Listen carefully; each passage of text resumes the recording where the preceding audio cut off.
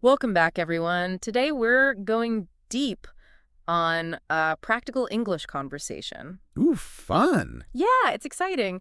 We're using a YouTube video from English Podcast Zone. Okay. Their first episode is called Learn English Quickly with Podcast English Learning Conversation. Interesting title. Right. It's all about those awkward, like real-world Oh, I conversations. know those. We've all been there, like forgetting someone's name, the classic. Gosh, the worst. It happens all the time. Exactly. That's what this video jumps into, and it breaks down all these little phrases that can make you sound, well, more like a native speaker, I guess. I love that. It's those little details that can really make a difference. Yeah.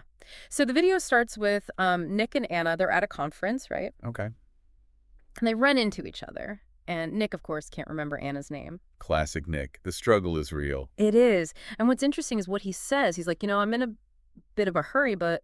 And then he gives her his card. Like, why is that phrase so effective? Yeah. Well, he's acknowledging the time thing, but he still wants to connect. Yeah. It's kind of polite. Yeah, it's not just like, sorry, gotta run. Exactly. There's more to it. Yeah. It's like this little dance we do socially when we're in a hurry. It is. It's like an unspoken thing, like, I value your time, but I also want to talk to you. And it shows you're aware of those social cues, which is huge for anyone learning English. Right. It's not just about the words, it's the whole context. Absolutely. It's like a secret language almost. It is. So, okay, then the video points out how Nick asks for Anna's contact details, which is kind of a funny phrase. I've never thought about it like that, but yeah, it is. Right. And they talk about how technology is changing how we share information these days. Yeah. Like, gone are the days of just business cards, right? Right. You've got QR codes, LinkedIn, all these things. Like, I've even seen those virtual business cards you can, like, beam to someone's phone. It's crazy. It's a whole new world of connection. It is. And it's constantly changing. So for someone learning English, it's like, how do you keep up with all that? Exactly. Like, the language is evolving along with technology. It's amazing, though. I mean, it keeps things interesting, right? Definitely. Okay, but back to our awkward encounter. Poor Nick finally admits, this is really embarrassing, but your name has just slipped my mind. Oh, I cringe every time I hear that. It's so relatable, though. It is, but it's such a funny way to say it, like a name slipping away. It is kind of funny, but it also softens the blow, It's like a gentle way of admitting you forgot. Way better than just blurting out, I forgot your name. Oh, for sure.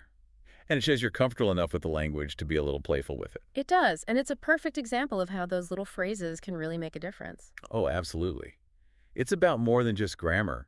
It's about being able to express yourself in a way that's natural and engaging. I totally agree. And to me, that's what fluency really is.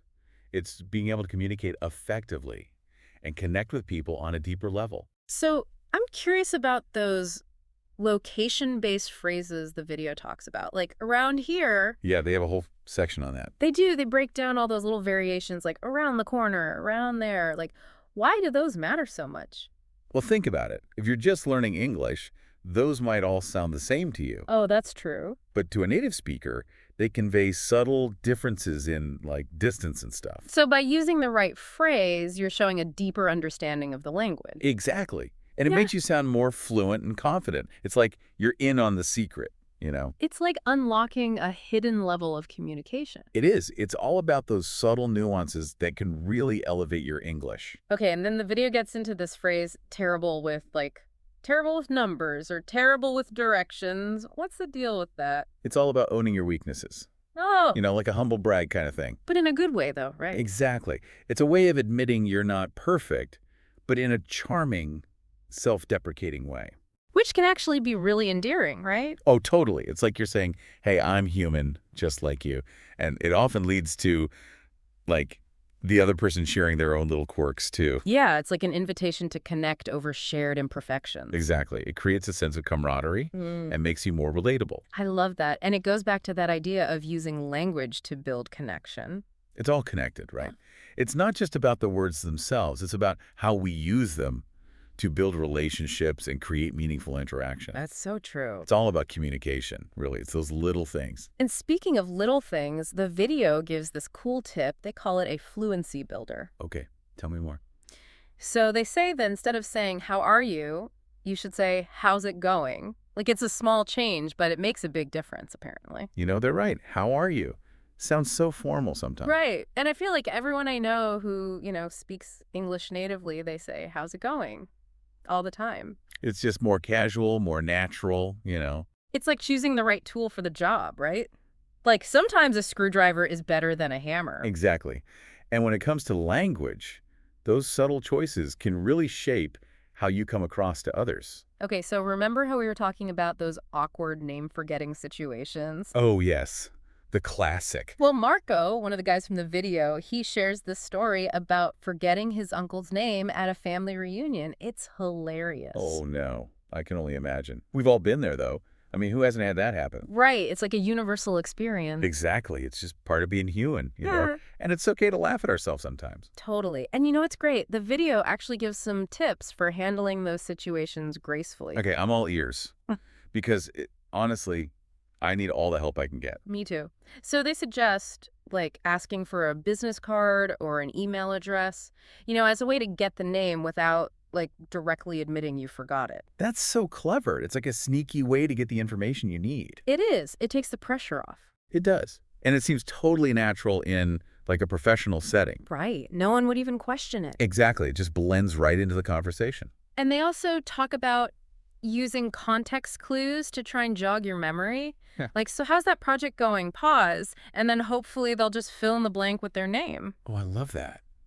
It's subtle, but it works. Right. It's like you're giving them a chance to remind you without making them feel awkward. It's all about saving face, both for yourself and for the other person, Exactly. And it shows you're engaged in the conversation, too. which is always a good thing. It's like you're saying, I'm interested in what you have to say, even if you can't remember their name at that moment. Right. It's all connected. So, okay, then the video goes into a putting it together section where they really get into how to use these phrases in practice. So it's like the practical application of everything they've been talking about. Exactly. And they go back to that around here phrase and its variations. And they really break down the nuances, right? Like around here versus around there. Yes.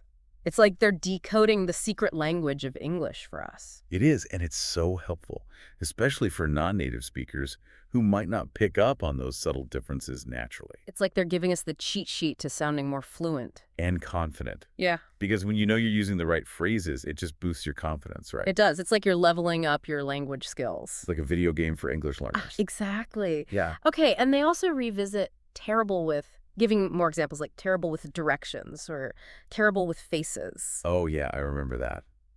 Like sometimes you just have to own up to your shortcomings, right? And they're saying that can actually be a good thing in English conversation. Well, in many cultures, it might seem like a weakness to admit you're not good at something. But in English, especially American English, it can actually make you more relatable and likable. So like it's almost a cultural thing. It is. It's seen as being humble and authentic. Like you're not taking yourself too seriously. And it can be a great way to break the ice, right? Oh, absolutely. Because everyone has something they're terrible with. It's like a universal connector. It is. It creates that common ground, that shared human experience. I love that. Okay, and then they bring it all back to their fluency builder tip, reminding us to use how's it going instead of how are you? They really want us to remember that one. They do. It's like their golden rule of casual conversation. And they're not wrong. It's such a simple change, but it can really make a difference. It's like they're saying, hey, if you want to sound more natural and fluent, just start by saying, how's it going? And you know what? It works. It does. Okay, and finally, they circle back to Marco's story about forgetting his uncle's name. And they use it to remind us that, like, making mistakes is part of the learning process. Yeah. It's like, don't be afraid to laugh at yourself. We all do it. Exactly. It's all part of the journey. And sometimes those mistakes can lead to the best stories, right? They do. Like, imagine if Marco had never forgotten his uncle's name. We wouldn't have that hilarious story to share. Exactly. So, embrace the mess-ups, folks. They're part of what makes life interesting. So true. And then they recap all those helpful tips for those name-forgetting moments. Ask for a business card, use context clues, and remember, it happens to everyone. It's like a little toolkit for surviving those awkward social situations. It is. And it all comes back to using language to connect with people, even when things get a little tricky. It really is, like a little dance, right? It is. And this video breaks it down so well. It's great. Like all these little phrases, they're like so simple, but there's so much going on underneath the surface, There is. It's those unspoken things that can really trick you up when you're learning a new language. Totally. This whole deep dive has made me realize, like, how important it is to pay attention to those little details. It's not just about vocabulary. No, it's about understanding how people actually use the language, like in real life. It is. It's about the context, the culture, all of that. One thing that really stood out to me was that whole thing about self-deprecation, like Um, using it in English conversation. Oh, yeah. That was interesting. It's so effective. Like, it makes you sound more natural, more relatable. And it can actually be really funny, too. It can. But it's also kind of a cultural thing, right? Like, in some cultures, admitting you're not good at something is seen as a weakness. Right. But in English, especially in like casual conversation, it can be a sign of humility. Like you're Yeah. not taking yourself too seriously. Exactly. It's like saying, hey, I'm not perfect, and that's okay. And that can be really disarming, you know? Yeah. It makes you more approachable. It does. It's like an invitation to connect on a more human level. Like, we all have our quirks and our flaws. We do. It's what makes us interesting. Exactly. So I think that's a great takeaway from this English Podcast Zone episode. Like, don't be afraid to make mistakes.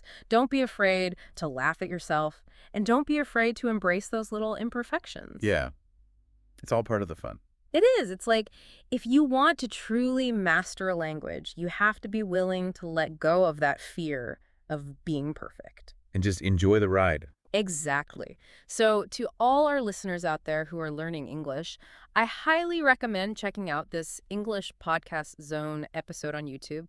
It's packed with practical tips and insights that can really help you level up your conversational skills and have some fun along the way, right? Definitely. Language learning should be enjoyable. It should be.